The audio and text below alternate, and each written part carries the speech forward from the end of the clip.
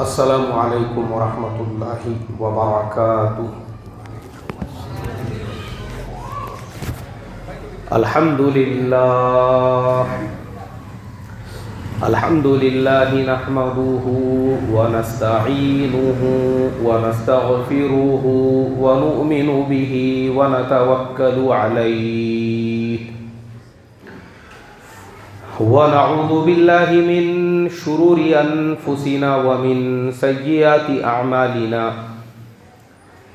من يهده الله فلا مضل له ومن يضلله فلا هادي له ونشهد ان لا اله الا الله وحده لا شريك له ونشهد ان سيدنا ومولانا محمدا عبده ورسوله الذي ارسل بالحق بشيرا ونذيرا اما بعد فقد قال الله تبارك وتعالى اعوذ بالله من الشيطان الرجيم بسم الله الرحمن الرحيم لقد من الله على المؤمنين إذ بعث فيهم رسولا من أنفسهم يتلو عليهم آياته ويزكيهم ويعلمهم الكتاب والحكمة وإن كانوا من قبل لفي ضلال مبين صدق الله العظيم۔ محترم بھائیو، بزرگوں اور دوستو، یہ ہمارا سیرت النبی کا 5واں جمعہ ہے۔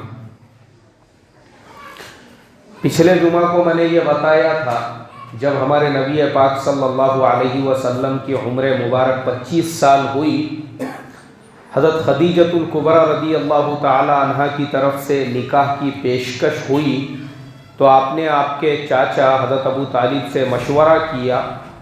حضرت ابو طالب نے جب اس رشتے کو قبول کیا، اس کے بعد اللہ کے نبی صلی اللہ علیہ وسلم نے ان کو ہاں میں جواب دیا، اور اس کے بعد پھر حضرت ابو طالب نے ہمارے نبی پاک صلی اللہ علیہ وسلم کا نکاح وہ پڑھایا، اور نکاح کے خطبے کے اندر یہ کہا کہ لوگو، یہ جو میرا بھتیجا ہے جس کو آج دنیا نہیں جانتی ہے، لیکن مجھے اس بات کا کانفیڈنس ہے اور میں اس بات کو یقینی طور پہ کہہ سکتا ہوں کہ ایک وقت ایسا آئے گا، مشرق سے لے کے مغرب تک، شمال سے لے کے جنوب تک، اس پوری دنیا کے اندر صرف اور صرف میرے بھتیجے کا نام گونجے گا۔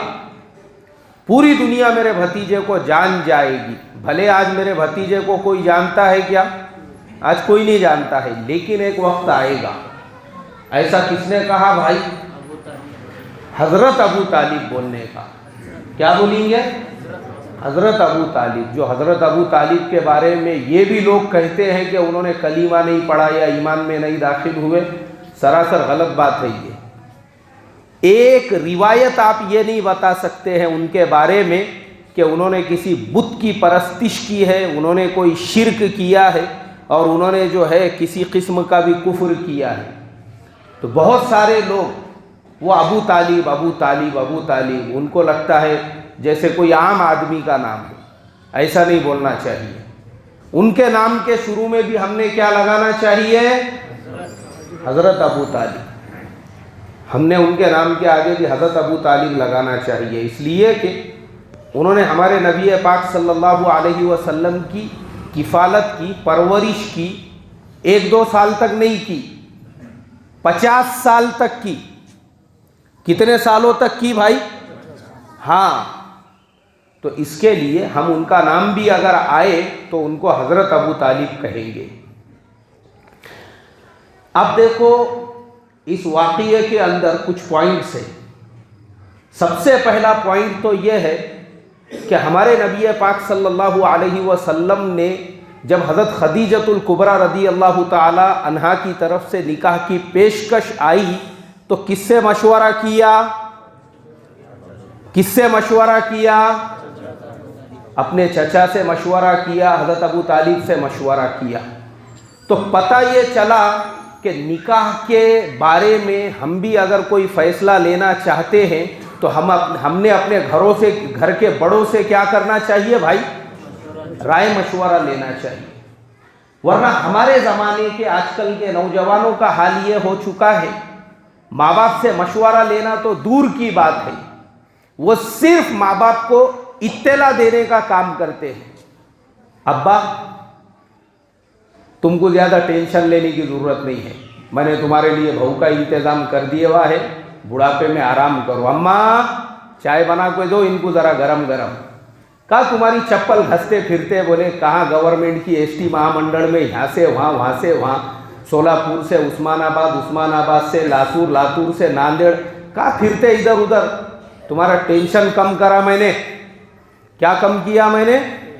ٹینشن کم کر دیا. تمہارے لیے کس کا انتظام کر دیا میں نے؟ بہو کا انتظام کر دیا میں نے. اور لڑکے تو لڑکے، ہمارے زمانے کی لڑکیاں بھی، اللہ حفاظت فرمائے، اگر ماں باپ تیار ہے، یعنی ماں باپ کو صرف اطلاع دی جا رہی ہے، ان کی اجازت نہیں لی جا رہی ہے. کیا کی جا رہی ہے؟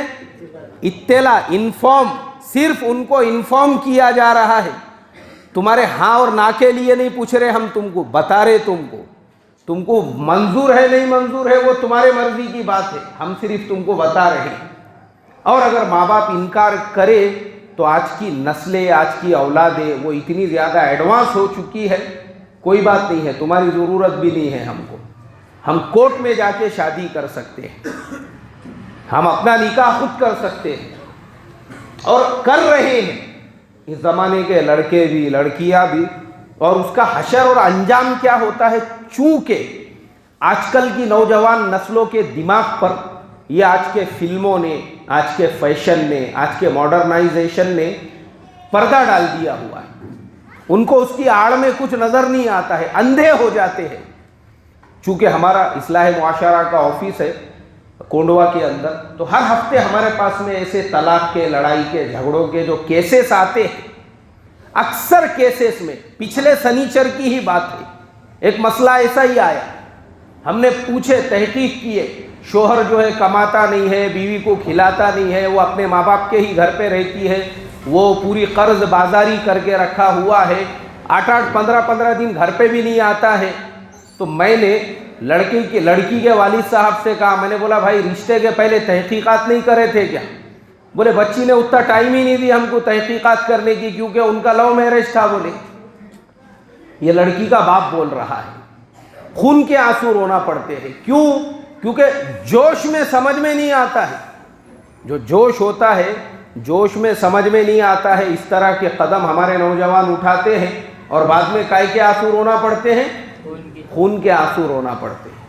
تو ایسے کئی واقعات ہیں جس کے اندر خالی شروع میں لڑکے کی بائک دیکھے، اس نے محلے میں سے کسی کی منگ کے لے کے آ گیا، عظیم بھائی گاڑی دو ذرا تمہاری، ایک راؤنڈ مار کے آتا میں. اور ہمارے کسی سے چشمہ مانگ کے لے لیے، کسی کا شوز مانگ کے لے لیے، کسی کا جیکٹ مانگ کے لے لیے. تو لڑکی کو، اس کے ماں باپ کو لگ رہا ہے بہت پیسے والے کی اولاد ہے، یہ دے دو اس کو، چلے گئے، اس کے چکر میں پڑ گئے. اور اس کے بعد حشر یہ ہوتا ہے. ایسے واقعات ہیں. ایک اور واقعہ تھوڑے دن پہلے ہمارے پاس میں آیا تھا، اس میں مسئلہ ایسا تھا کہ جب محبت ہو گئی، عشق میں جب اندھے ہو گئے، تب سمجھ میں نہیں آیا. ماں باپ نے لاکھ انکار کیے، لڑکی ماننے کو تیار نہیں ہے. دونوں نے جا کے نکاح کر لیا. پھر ماں باپ بھی راضی ہو گئے، چلو بھائی اپنی بیٹی ہے، انہوں نے بھی جو ہے رضامندی دے دیے. پھر الگ سے ان کا نکاح کیا گیا جیسے ریت رواج سے کرتے ہیں. لیکن بعد میں پتہ چلا وہ لڑکا کمانے کو ہی تیار نہیں ہے. اس کے ماں باپ نے بھی اس کو گھر سے نکال دیے، تو نے ہمارے مرضی کے خلاف میں نکاح کیا. اب وہ گھر سے نکالنے کے بعد ایک جگہ پہ کرائے کا گھر لیے، وہاں کا کرایہ بھرنے کو تیار نہیں ہے. کیوں؟ اس لیے کہ باپ کمائی پہ کھانے کی عادت تھی. اب باپ کمائی ختم ہو گئی تو کمانا تو باپ نے کبھی سکھایا نہیں تھا. اب وہ لڑکی جو اس کے عشق اور محبت میں اندھی ہو گئی تھی، وہ خود جاب کرنے لگ گئی. اور جاب کرنے کے بعد میں جو کما کے لے کر آتی تھی اس میں گھر بھی چل رہا ہے، گھر کا کرایہ بھی جا رہا ہے۔ اب بعد میں ایک دن جو مسئلہ ہمارے پاس آیا وہ مسئلہ یہ تھا کہ اس نے ایک دن وہ لڑکی کو اتنا مارا پیٹا، اس کا سر پھوڑ دیا، منہ توڑ دیا، بیچاری کی آنکھ ایک طرف ہو گئی، ناک ایک طرف ہو گئی، پورا خون میں لہو لہان کر دیا۔ کیوں؟ تو بولے خود تو کماتا نہیں تھا، 2 سال سے میں ہی پال رہی ہوں، 2-3 بچے بھی پیدا کر دیا اس درمیان میں، خود بیوی کمائی پہ کھا کے پی کے، اب اس کا کہنا یہ تھا کہ مجھے 2000 روپے مہینہ چائے اور گٹکے کے لیے بھی خرچہ چاہیے۔ بولے کس سے چاہیے بھائی؟ 2000 روپے مہینہ۔ بیوی نے بولی میں تجھے 2000 روپے دوں گی، یہ بچیاں ہیں ان کی تعلیم کے لیے میں پیسے جمع کرنا چاہتی ہوں۔ تو جناب کو غصہ آ گیا، اور کس کا منہ ہاتھ پاؤں توڑ ڈالے انہوں نے؟ وہی بیوی کا۔ لیکن وہی لڑکی جب عشق اور محبت میں اندھی ہو گئی تھی، اس کو ایسے 4 آدمی پکڑ کے کھینچ رہے تھے، تو مان رہی تھی کیا ان کا؟ ارے ماننے کو تیار تھی کیا؟ نہیں۔ تو ہمارے زمانے کی نوجوان نسل کا حال یہ ہے، وہ باپ کا سننے کو تیار نہیں ہے، اپنے مرضی سے۔ ارے تمہارے ماں باپ تم کو جو رائے دیتے ہیں، مشورہ دیتے ہیں، انہوں نے دنیا دیکھے ہوئی رہی تھی۔ کیا دیکھے ہوئی رہی تھی بھائی؟ ان کو معلوم رہتے دنیا کے حالات کس طریقے سے تحقیقات کرنا پڑتا ہے، ہر چیز کی معلومات لینی پڑتی ہے، کیونکہ بہن بیٹی کسی کی بھی اتنی سستی نہیں رہتی کہ اٹھا کے کوئی بھی روڈ پہ راستے پہ چلتے والے کے حوالے کر دے بول کے۔ تو ماں باپ یہ کرتے ہیں۔ اور میں آپ کو جس کو ٹھوکر لگی اس کا ایک تجربہ بھی بتاتا ہوں۔ میرے پاس ایک نوجوان آیا کچھ سال پہلے مشورہ لینے کے لیے، بولے مولانا میرے ماں باپ منع کر رہے ہیں لیکن مجھے لڑکی پسند ہے، میں اس کے ساتھ میں نکاح کرنا چاہتا ہوں۔ میں نے کہا تیرے ماں باپ اگر منع کر رہے ہیں تو بالکل مت کر، اس لیے کہ ایک واقعہ ہے اللہ کے نبی صلی اللہ علیہ وسلم کے زمانے کا، حضرت عمر فاروق رضی اللہ تعالیٰ عنہ کے زمانے کا، کہ ایک آدمی آیا، اس نے آ کے شکایت کی کہ میرے ماں باپ مجھے یہ کہتے ہیں کہ تیری بیوی نافرمان ہے، اس سے ہم لوگوں کو بہت زیادہ تکلیف ہے، تو اس کو تو چھوڑ دے، اب میں کیا کروں؟ انہوں نے فیصلہ دیے جو تیرے ماں باپ کو تکلیف دے رہی ہے تو بالکل اس کو چھوڑ سکتا ہے۔ تو میں نے وہ نوجوان کو سمجھایا، میں نے کہا سوچ، جو آلریڈی نکاح میں ہے، شادی میں ہے، اس کو ماں باپ کو اس کی وجہ سے اگر تکلیف ہے تو شریعت نے اس کے چھوڑنے کی اجازت دی، یہ تو ابھی تیرے نکاح میں بھی نہیں آئی، اس سے پہلے ہی تیرے ماں باپ کیا کر رہے ہیں بھائی؟ منع کر رہے ہیں۔ جب ماں باپ منع کر رہے ہیں تو ماں باپ کی بات مان لے۔ ماننے کو تیار نہیں ہو، میری بھی بات ماننے کو تیار نہیں۔ میرے پاس مشورہ لینے کو آیا، اصل میں نے ایک چیز کا یہ بھی تجربہ کیا ہوں، بہت سارے لوگ جو مشورہ بھی لینے کے لیے آتے ہیں ان کے دماغ میں پہلے سے سیٹ ہوتا ہے کہ کرنے کا تو مجھے وہی جو میرا دل چاہ رہا ہے۔ کرنے کا کیا بھائی؟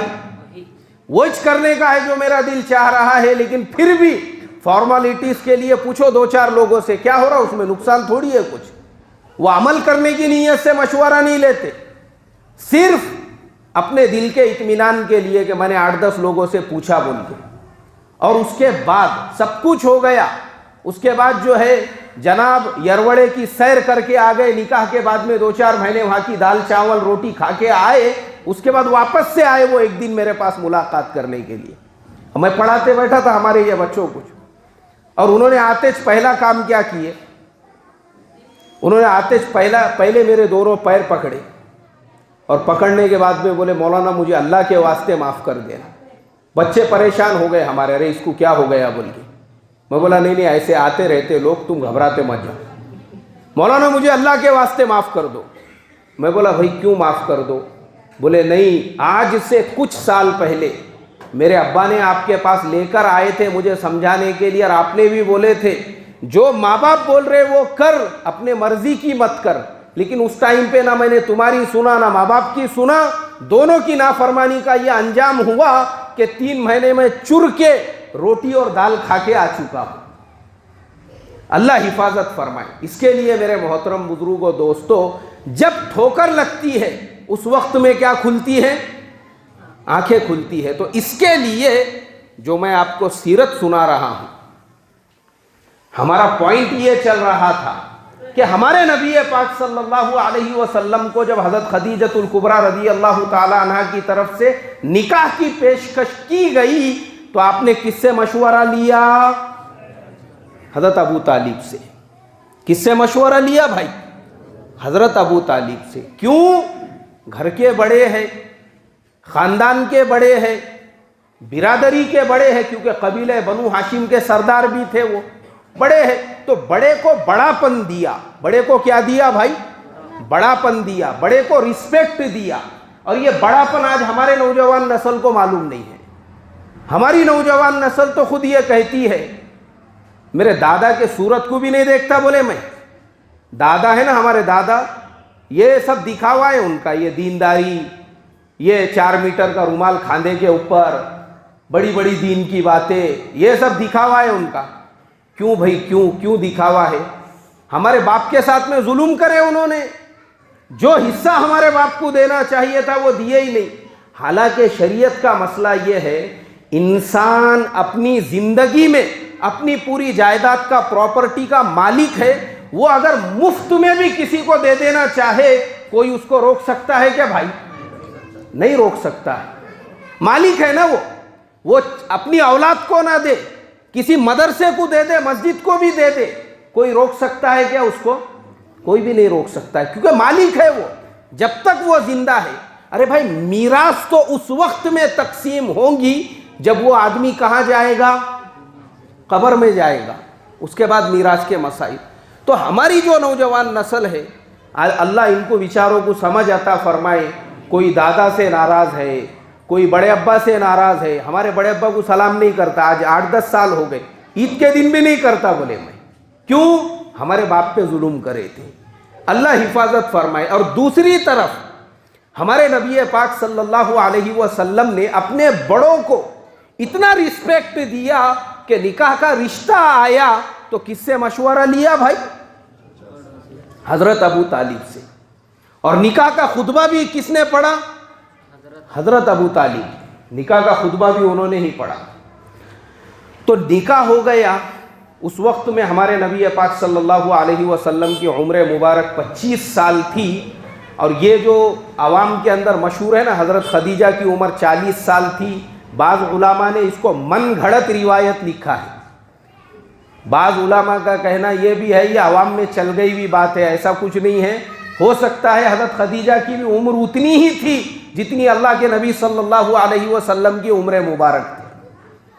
اب نکاح ہونے کے بعد چونکہ اللہ کے نبی کی صداقت، آپ کی امانت وہ پورے عرب میں مشہور ہو چکی تھی، تو اب عرب کے لوگوں نے آپ کا نام لینا چھوڑ کر آپ کو صادق اور امین کہنا شروع کر دیا۔ سارے عرب کے اندر آپ کا نام مشہور ہو گیا صادق، سارے لوگ آپ کو امین کہنے لگے۔ صادق کے معنی آتے ہیں سچا، اور امین کے معنی آتے ہیں امانت دار کے۔ لوگ اپنی امانتیں آپ کے پاس میں لا کر رکھتے تھے، کیونکہ بینک کا ڈپازٹ کا سسٹم تو تھا نہیں، تو وہ زمانے میں گاؤں کے اندر جو ایماندار آدمی ہوتا تھا، لوگ اپنا سونا، اپنا چاندی، اپنے دینار، اپنے درہم اس کے پاس لا کے رکھا کرتے تھے۔ تو ہمارے نبی پاک صلی اللہ علیہ وسلم کا نام جب صادق اور امین پورے عرب میں مشہور ہو گیا، تو لوگ اپنی امانتیں لا کر کس کے پاس رکھا کرتے تھے؟ ہمارے نبی پاک صلی اللہ علیہ وسلم کے پاس۔ اب جب آپ نے دیکھا کہ عرب کے لوگ مجھے صادق اور امین ماننے لگ گئے ہیں، تو بادشاہ تو کوئی تھا نہیں ان کے اوپر حکومت کرنے والا، اس لیے آپ نے ایک ایگریمنٹ بنایا، اور اس کا نام تھا حلف الفضول۔ حلف الفضول، حلف جو ہے عربی کے اندر ایک ایگریمنٹ کو کہتے ہیں، اور فضول جو ہے، فضول اصل میں عرب کے اندر 4 لوگ تھے جن کا نام فضل تھا۔ کیا نام تھا بھائی ان کا؟ فضل تھا، فضل۔ تو وہ چاروں فضل جو ہے وہ 4 بڑے بڑے قبیلوں کے سردار تھے۔ تو وہ چاروں جو فضل تھے، انہوں نے مل کے اس زمانے میں ایک ایگریمنٹ بنایا تھا کہ ہمارے یہاں پہ کوئی بادشاہ تو ہے ہی نہیں، ہر قبیلے کا جو سردار ہے وہی اپنے قبیلے کا بادشاہ ہے۔ تو اس میں نقصان یہ ہوتا ہے، بیچارہ ایک آدھا آدمی غریب ہے، کوئی آدمی کمزور ہے، غلاموں پہ لوگ ظلم کرتے ہیں، تو ان کی طرف سے کون آواز اٹھائے گا؟ ان کی تائید میں کون بات کرے گا؟ کوئی بولنے والا ہی نہیں ہے، کیونکہ جب بادشاہ ہی نہیں ہے تو کسی پہ ظلم ہو رہا ہے، وہ کس کے پاس میں جائے گا؟ تو بولے ہم لوگ کیا کرتے ہیں، ایک ایسا ایگریمنٹ بناتے ہیں، سارے قبیلوں کو اس کے اندر شامل کریں گے کہ کوئی کسی پہ ظلم نہیں کرے گا، اور اگر کوئی طاقتور کسی کمزور پہ ظلم کرتا ہے تو یہ چاروں فضل مل کر اس کا کیا کریں گے بھائی؟ مقابلہ کریں گے۔ تو چاروں فضل کی جمع ہوتی ہے فضول عربی کے اندر، انہوں نے اس کو حلف الفضول کا نام دے دیا۔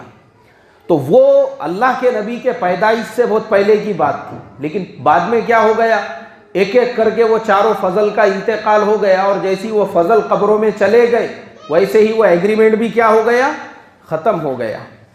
ہمارے نبی پاک صلی اللہ علیہ وسلم نے اس کو واپس سے زندہ کیا، اس کی تجدید فرمائی، تجدید حلف الفضول، اور سارے قبیلے کے سردار جو تھے ان کو بلایا، ان کو ایک جگہ پہ جمع کیا، اور جمع کرنے کے بعد کہا کہ دیکھو جو حلف الفضول کا جو ایگریمنٹ ہے ہم اس کو دوبارہ سے زندہ کرنا چاہتے ہیں، اس کی تجدید کرنا چاہتے ہیں، تاکہ کوئی طاقتور وہ کسی کمزور کے اوپر ظلم نہ کرے۔ ورنہ وہ زمانے میں ظلم کیسا ہوتا تھا؟ ظلم مطلب کس کو سمجھے آپ لوگوں نے؟ جیسا ہمارے زمانے میں ظلم ہوتا ہے، ایک آدمی پہلے گاڑا لگاتا تھا، دوسرے دن دوسرے نے جی جا کے گاڑا لگا دیا، اے میری جگہ ہے بولے۔ یہ ظلم، یہ ٹائپ کا ظلم نہیں تھا وہاں، یا ایسا نہیں تھا کہ دو گھروں کے بیچ میں جو ہے 1.5 فٹ کی جگہ ہے، اس پہ سے ہی مارا ماری چل رہی ہے، یہ بولتا میری بکری بدوں گا، دوسرا بولتا میرا بوکھڑ باندھوں گا، تیسرا بولتا میں پتھرا لا کے رکھوں گا، اس کے لیے لڑائی جھگڑے، ارے تو میرے اوپر ظلم کر رہا، میری تو نے 1.5 فٹ جگہ کھا گیا، آدھا فٹ جگہ لے لیا۔ ہمارے زمانے میں اس کو ظلم سمجھتے ہیں، وہ زمانے میں ایسا ظلم نہیں تھا۔ وہ زمانے میں ظلم کیسا تھا؟ ایک آدمی نے تلوار تیز کیا، کیا تیز کیا بھائی؟ تلوار تیز کیا، تلوار، اور تلوار اب چیک کرنے کا ہے برابر تیز ہوئی کیا نہیں، تو غلام کو کھڑے کر کے اس کی گردن اڑا دی جاتی تھی۔ کیا اڑا دی جاتی تھی؟ گردن اڑا دی جاتی تھی۔ کیا چیک کرنے کے لیے؟ تلوار چیک کرنے کے لیے۔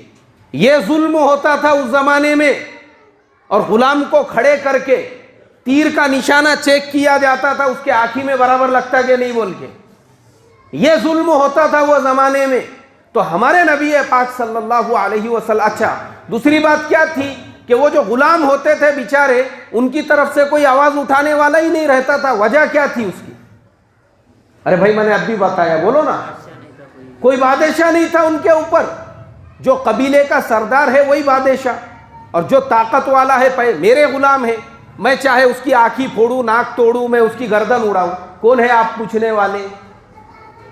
سب اپنی منمانی چل رہی تھی۔ تو ہمارے نبی پاک صلی اللہ علیہ وسلم نے دوبارہ سے وہ جو حلف الفضول کا ایگریمنٹ تھا اس کو زندہ فرمایا۔ عرب میں کوئی کسی کے اوپر ظلم نہیں کرے گا، اور ماشاءاللہ جب آپ نے اس کو زندہ کیا تو سارے غریب، سارے قبیلے کے کمزور، سارے دبے کچلے جو لوگ تھے، ان کے دلوں میں اندر تک اللہ کے نبی صلی اللہ علیہ وسلم کی محبت بیٹھ گئی، اور سارے قبیلوں کو آپ نے ساتھ میں لیا۔ عرب میں آپ کی عزت اور بڑھ گئی، اور لوگوں کے دلوں میں کہ دیکھو انہوں نے مظلوموں کے لیے۔ اچھا آپ سوچو، ہمارے نبی پاک صلی اللہ علیہ وسلم کو اس زمانے میں غریبوں کا، کمزوروں کا کتنا خیال ہوتا تھا کہ آپ کے جو چچا ہے حضرت ابو طالب، ان کے پاس ان کی بھی کئی اولادیں تھیں، بیچارے اکیلے کمانے والے، کھانے والے زیادہ۔ تو اللہ کے نبی نے ایک مرتبہ اپنے چچا حضرت عباس سے کہا کہ چچا جان، ہمارے جو دوسرے چچا ہے حضرت ابو طالب، ان کے پاس اولادیں زیادہ ہے، کمائی کم ہے، چلو ہم ایسا کرتے ہیں ان کے کچھ بچے اپنے پاس میں لے لیتے ہیں، تاکہ ان کے بچے ہماری کفالت میں آ جائیں گے تو ان کا خرچہ تھوڑا سا کیا ہو جائے گا بھائی، کم ہو جائے گا۔ اب اللہ کے نبی صلی اللہ علیہ وسلم اور حضرت عباس دونوں چچا بھتیجے مل کر پہنچے حضرت ابو طالب کے پاس، اور انہوں نے حضرت ابو طالب سے یہ کہا آپ کی اولادیں زیادہ ہے، آپ کے کچھ بچے ہماری کفالت میں دے دو۔ حضرت ابو طالب نے کہا دیکھو عقیل جو ہے میرا بیٹا، عقیل کو میں میرے ساتھ میں ہی رکھوں گا۔ حضرت عباس نے جو ہے انہوں نے حضرت جعفر کو اپنے ساتھ میں لے لیا، بولے جعفر کو تم لے کے چلے جاؤ، اور حضرت علی کو اللہ کے نبی نے اپنی کفالت میں لے لیا، حضرت علی کو۔ حضرت جعفر کو کس نے لیا بھائی؟ حضرت عباس نے۔ حضرت عقیل کس کے پاس میں تھے؟ حضرت ابو طالب کے پاس۔ اور حضرت علی کس کی کفالت میں آئے؟ اللہ کے نبی کی۔ اور اس وقت میں حضرت علی کی جو عمر تھی وہ صرف اور صرف 5 سال تھی۔ کتنے سال تھی بھائی؟ 5 سال ان کی عمر تھی جب اللہ کے نبی ان کو اپنی کفالت میں لے کر گئے۔ اس کے کچھ سالوں کے بعد تو حضرت ابو طالب کا انتقال بھی ہوا، تو ان کی مستقل جو کفالت تھی وہ کس کے ذمے تھی؟ ہمارے نبی پاک صلی اللہ علیہ وسلم کے۔ تو جب ان کا نکاح بھی ہوا تو چونکہ اس وقت بھی وہ اللہ کے نبی کی کفالت میں تھے، جب آپ نے اپنی بیٹی حضرت فاطمہ کے ساتھ میں ان کا نکاح کیا تو ان کو گھر بسانے کے لیے جو سامان دیا وہ جہیز کے طور پہ نہیں دیا۔ کائے کے طور پہ نہیں دیا بھائی؟ جہیز کے طور پہ نہیں دیا، ان کو جہیز بول کر نہیں دیا، بلکہ اس لیے دیا کیونکہ حضرت علی آلریڈی کس کی کفالت میں تھے؟ ارے بھائی بولو نا، اللہ کے نبی کی کفالت میں تھے۔ کتنے سال کی عمر سے؟ 5 سال کی عمر سے آپ کی کفالت میں تھے۔ مطلب ایک بیٹے کے طور پر ان کو جب گھر بسانے کے لیے الگ گھر کر کے دیا تو جو ضرورت کا سامان ہے، بسترا ہے، چکی ہے، رسی ہے، یہ گھر کی جو ضروریات کی موٹی موٹی چیزیں ہوتی ہے جو آپ نے ان کو دی، وہ اس اعتبار سے دی کہ وہ بھی ان کے گھر کے ایک فرد تھے۔ جو آج کے زمانے میں بہت سارے مسلمان وہ جہیز کی جو دلیل ہے وہ یہاں سے نکالتے ہیں۔ جہیز کی دلیل کہاں سے نکالتے ہیں بھائی؟ یہاں سے نکالتے ہیں کہ بولے خود اللہ کے نبی نے اپنی بیٹی حضرت فاطمہ کو کیا دیا تھا؟ اور یہ سراسر آپ کے اوپر بہتان ہے، یہ جھوٹ ہے یہ، بلکہ باضابطہ لوگوں نے نمک مرچ لگا کے اس پہ قوالیاں بھی بنائی ہوئی ہے، حضرت فاطمہ کا جہیز اس عنوان سے، اور ایسے انداز سے اس کو بیان کیا جاتا ہے جیسے کہ بیٹی کے نکاح میں جہیز دینا وہ فرض عین ہے، وہ ضروری ہے۔ اللہ حفاظت فرمائے، حالانکہ ایسا نہیں ہے۔ اسلام کے اندر جہیز کی کوئی گنجائش نہیں ہے۔ ہندوستان کے اندر جو ہم مسلمانوں کے درمیان میں جہیز کی رسم آئی ہے یہ ہمارے برادران وطن کی وجہ سے۔ کس کی وجہ سے بھائی؟ جو برادران وطن ہے نا، ہمارے پڑوس میں رہنے والے، کیونکہ ہمارے باپ دادا بھی ادھر سے ہی ادھر آ کے مسلمان ہوئے ہوئے ہیں، تو بہت ساری رسم و رواج ابھی تک ہمارے زندگیوں سے نکلی نہیں، وہ تو وہی چیزیں آج بھی ہمارے زندگیوں میں ہے جو ادھر سے ادھر آئی بھی ہے۔ ورنہ آج بھی اگر آپ عرب ملکوں میں جاؤں گے تو کسی بھی عرب ملک کے اندر جہیز دینے کا کوئی سسٹم نہیں ہے، کوئی سسٹم نہیں ہے، کوئی رواج نہیں ہے۔ وہاں پہ الٹا سسٹم ہے۔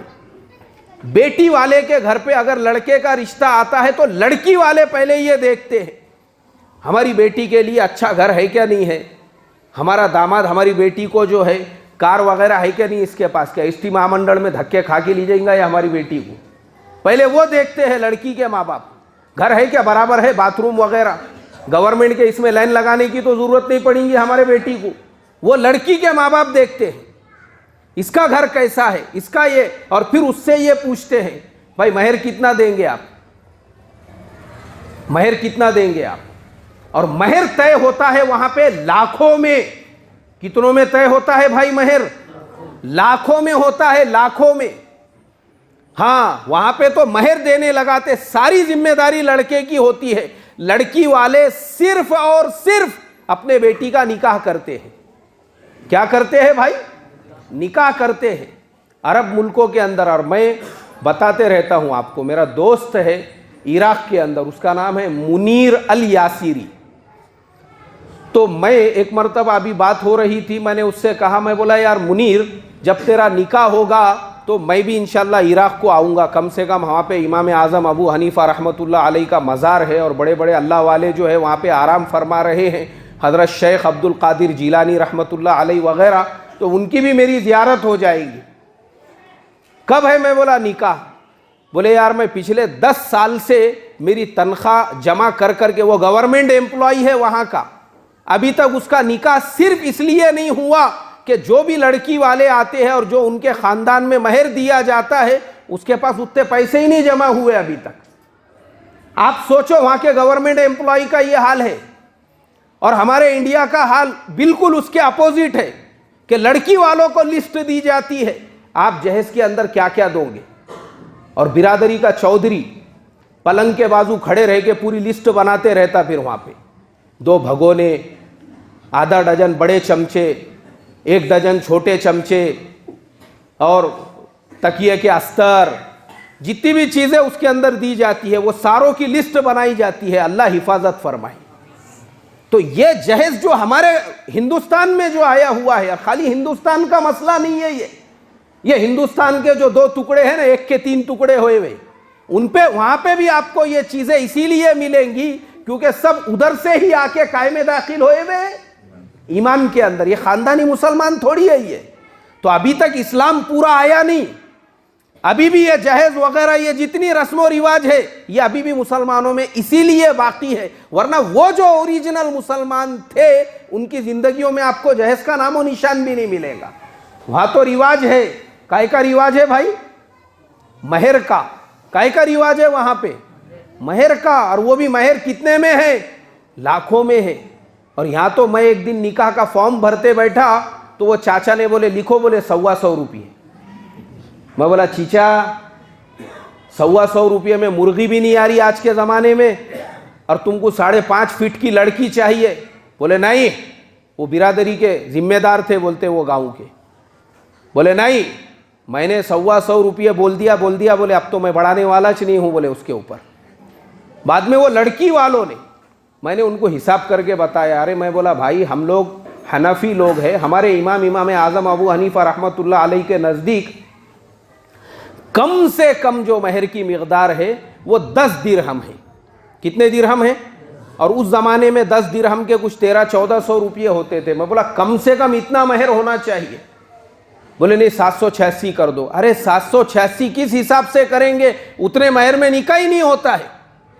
اللہ حفاظت فرمائے, میرے آج تک یہ سمجھ میں نہیں آیا. میں جاتے رہتا ہوں ہالوں کے, اس کے اندر بھی یہ نکاح دیکھنے کے واسطے بہت سارے, تو میں دیکھتا ہوں 2.5 لاکھ روپئے روز کا ہال کرے ہوا ہے.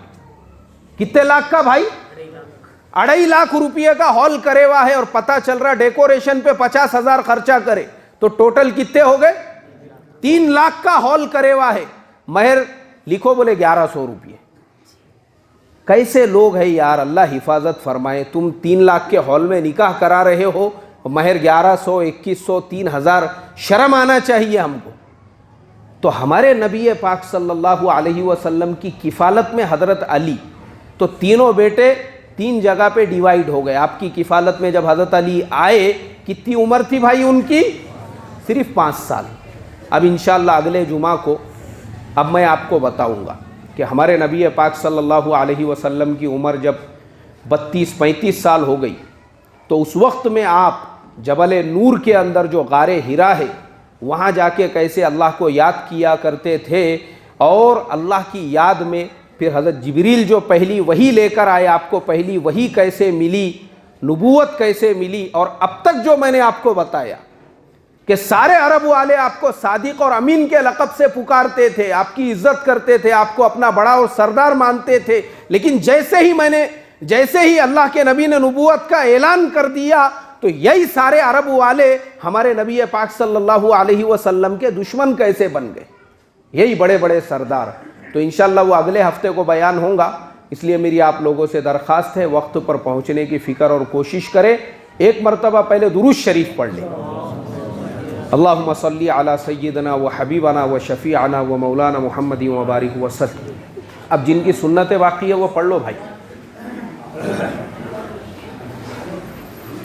اور آگے بڑھتے جاؤ. دیکھو یہ آگے جو ہے نا, آگے بہت ساری جگہ خالی ہے, آگے بڑھتے جائے. جو ساتھی پیچھے ہے وہ فوراً آگے بڑھتے جائے.